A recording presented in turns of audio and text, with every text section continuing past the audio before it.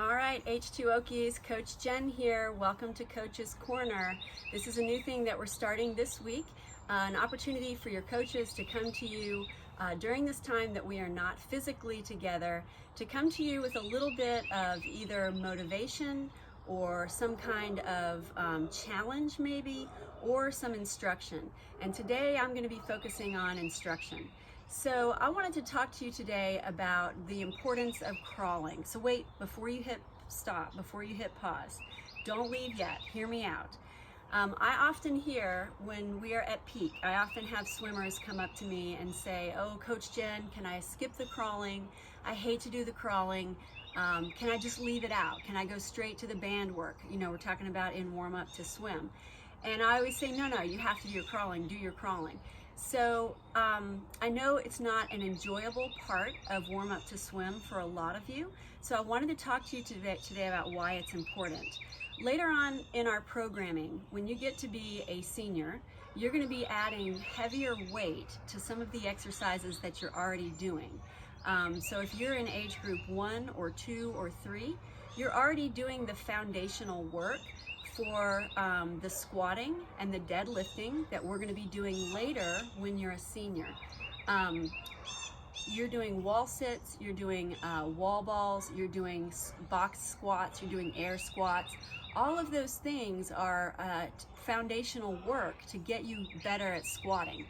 Another thing that's going to make you better at squatting is your crawling series, right? So when we do a squat in Drylands, we're always trying to squat to parallel, right? So when I say squat to parallel, I'm talking about bringing your thighs parallel to the ground.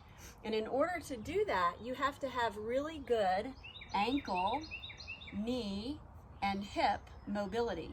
So when we put a box behind us that's knee height and we squat to that box, we are working on squatting to parallel. So when I say, or when Coach Ella says in peak, squat to parallel, we're trying to get your thighs parallel to the ground. And a lot of the things that we do to prep for that are in our mobility training. So one of the places that we see that mobility in warm up to swim is in your crawling.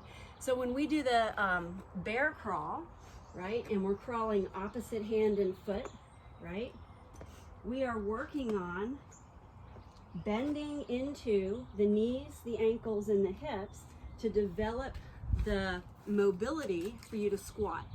Also, when you do your spider crawls, we're working more deeply on the hips, right? So when we spider crawl and we're trying to get the hips really close to the ground, we're trying to get the hips more mobile and open.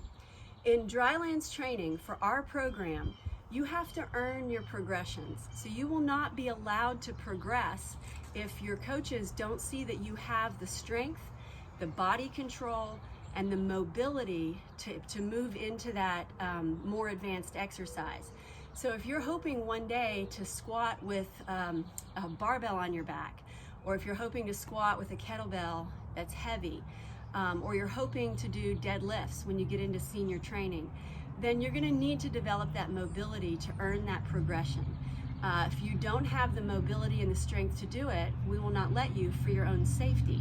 And so the crawling that you do in warm up to swim will develop the things, the strength, the mobility, and the body control that you need to earn those progressions.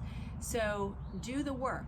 It will be apparent if you're not doing the work because your knees and your ankles and your hips will not be mobile.